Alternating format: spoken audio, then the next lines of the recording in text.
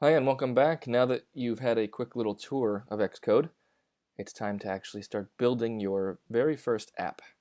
Now, of course, it's going to be a very simple app, but nonetheless, it will be your first app. And we're going to start doing that with some actual code. You're going to learn your first capability, actually your first two capabilities with Swift.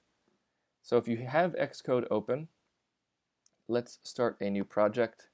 And to do that, you would just go to Xcode here, go to the File menu, start New, and you want to go to Project. Let's do a single view application. Go ahead and click Next, and let's call this your first app.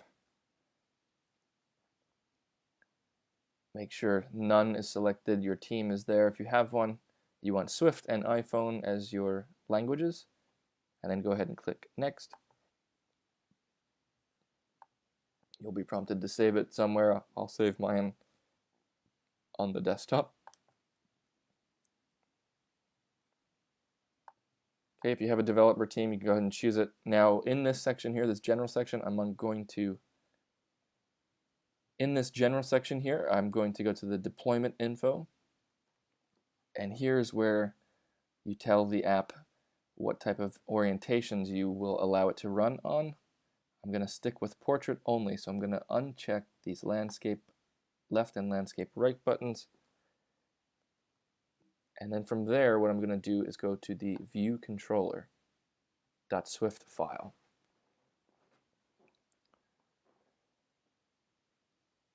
Okay, so here's what file starts to run when you begin running the app. And here, there's already a function written called viewDidLoad. So in this function here is where you write code to perform things that happen when the app actually first pops open and starts to run, hence viewDidLoad. So here's where you're going to learn two fundamental skills with Swift. The first is commenting. So I want to show you how to do that, and that's you hit 2 backslashes and then you can type anything you want. So let's just say here is a comment. Okay, you can type here is another comment. Now the thing about commenting is anything that has this green color to it here is a comment with these 2 slashes, and that means that the compiler, when Xcode puts the program together, the compiler will ignore these lines. So that means you could put anything you want here. 4 plus 5, any type of gibberish you want, or any important comment here. This is important, and it will just be completely ignored when the program is actually running. And that could be very important in the future because you're going to have chunks of code that you're going to write, and maybe you'll come back to them days, weeks, or even months later. And if you don't have a comment there kind of explaining what they do, you might be really, really confused, and it might take a lot of time to figure out what is this code that I actually wrote weeks ago? What does it do?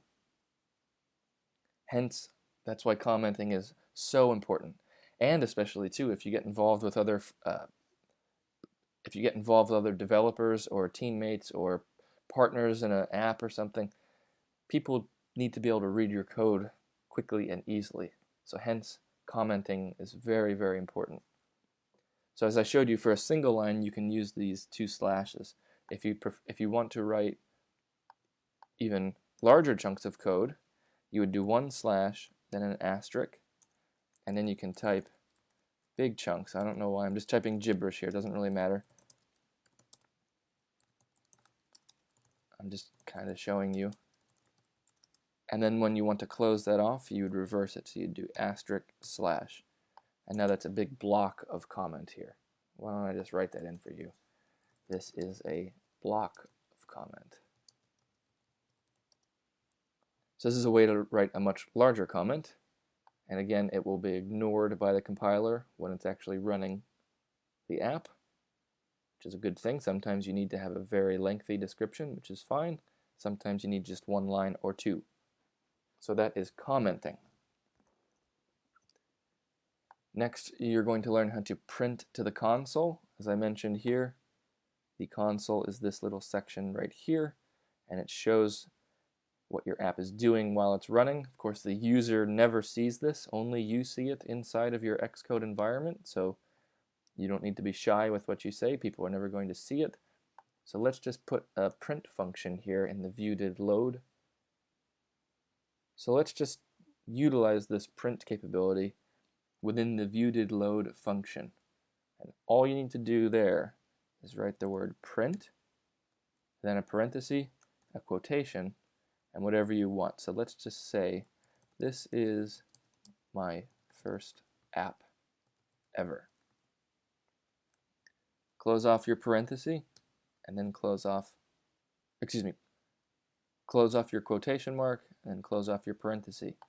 So now, that is your first line of actual code ever.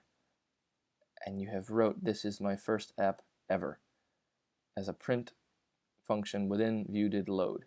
So now go up to your similar selection here. I'm going to run, say, on the iPhone 7. Okay, I'm going to choose that. Choose whatever you like.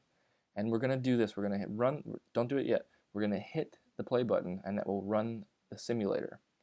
Once that simulator pops up and the view loads, in this little box here, you will see printed to the console the sentence, this is my first app ever. So let's go ahead and do that. Click the play button, and this will run the simulator.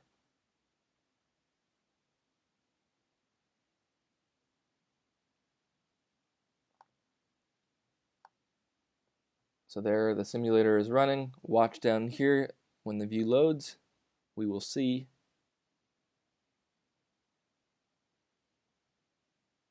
there we are. This is my first app ever. So that's how you utilize commenting and printing. And I promise you it's going to be extremely important as you move on and progress through your development career and education.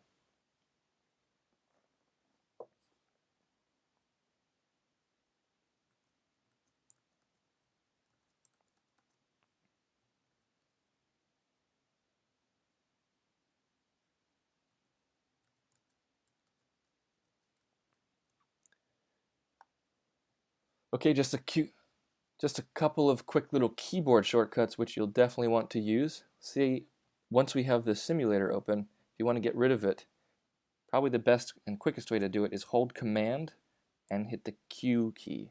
So Command Q, that will quit the simulator. You're back into Xcode.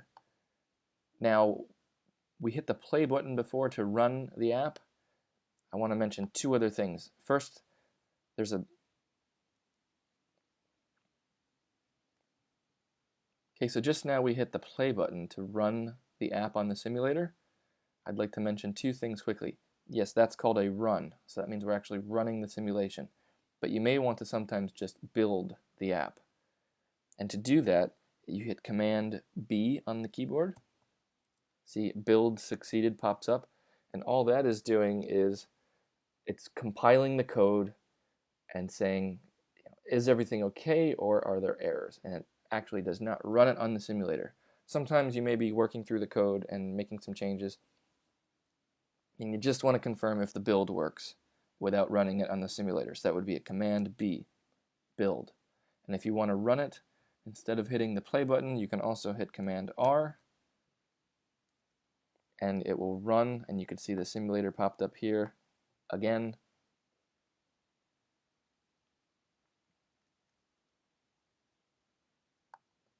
And it's run one more time. There's the print function again. We hit Command Q, okay, and the app is quit, and we're back to Xcode to do more work. So there we go. You learned how to comment, you learned how to print to the console, and you learned a few keyboard shortcuts about building, running, and quitting the simulator.